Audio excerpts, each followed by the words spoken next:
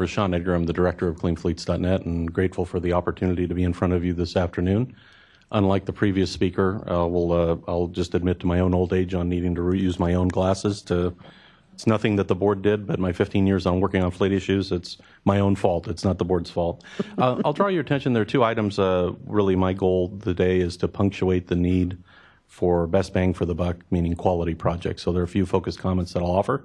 First of all, Autocar Truck submitted a letter that's attached to my speaker card, and Autocar Truck is an important technology partner with regard to hydraulic hybrid systems that are used by many of our refuse collection and recycling collection companies. And just a few items in Autocar's request to the board today is just because our fleet managers rely upon them to produce the severe service trucks that travel in urban communities.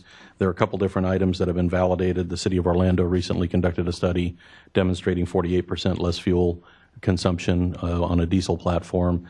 That's something very important because that corresponds to greenhouse gas reductions equivalent. The city of Orlando deployed 9 vehicles.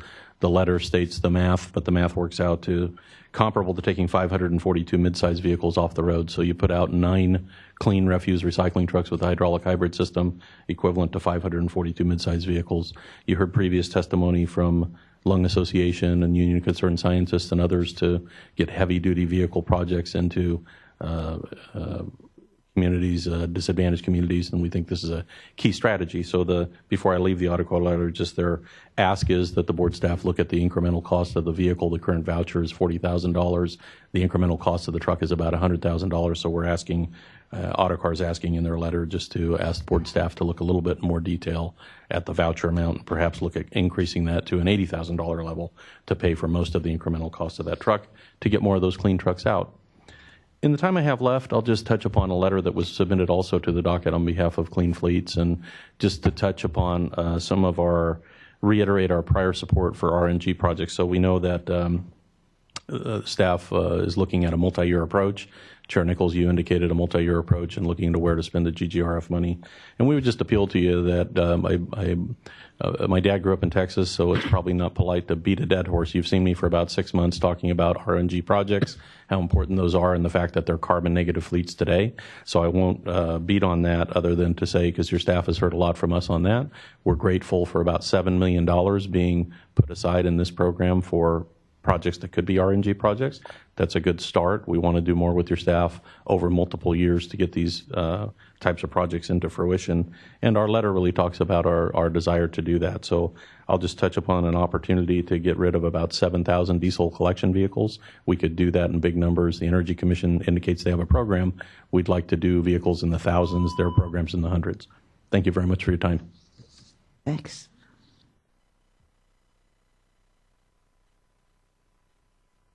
Good afternoon, Chair, board members. My name is Evan Edgar, and I have a neutral card in today. Actually, my industry is carbon neutral. The Compost Coalition is carbon neutral, but we also carbon negative. We make a carbon negative fuel today, and I'm carbon negative against the funding plan today. I'll talk more about it.